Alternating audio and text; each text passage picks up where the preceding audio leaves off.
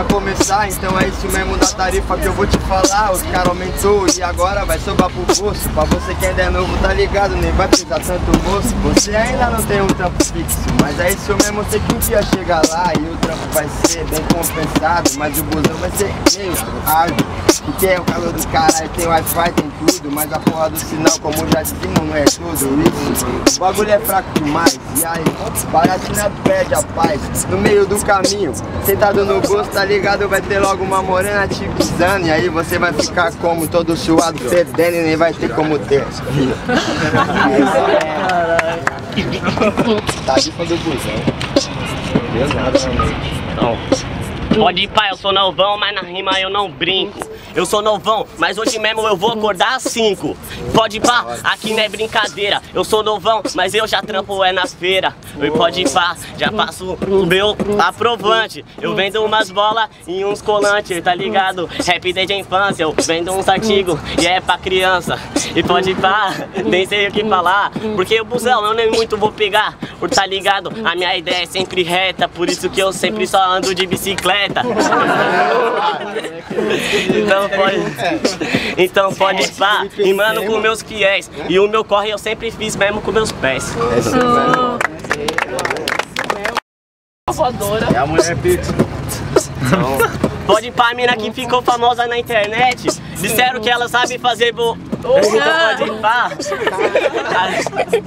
Então pode ir pá, que o rap é a fuga. E os menor fica como? Só vendo na madruga. Pode ir pá, o pessoal é conectado. Só os menorzinhos, só os viciados.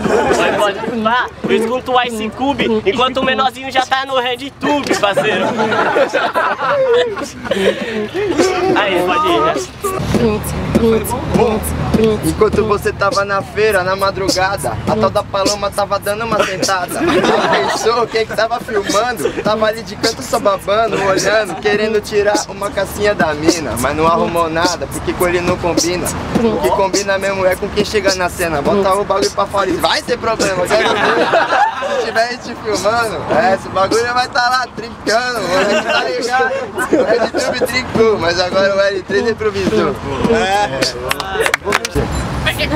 TH teve que até que descer só pra ver o que vai acontecer. Então vai vendo, já que é pra tirar sangue das canelas, eu vou começar por baixo que o neguinho tá na viela. Já veio como de chinelo que é pra facilitar. Um dedo por cada vez eu vou arrancar. Cara, é mentira. Não sou jogos vorazes e nem mortal. Eu sou apenas um moleque surreal que faz um rap nada mal, nacional e L3 Caissaro original. Então, já pode ir pá. As barrigodinhas não me matou, não é tu que vai me matar, parceiro. Pode ir pá. É isso mesmo, com os moleques do bote, ó, só tomando corote.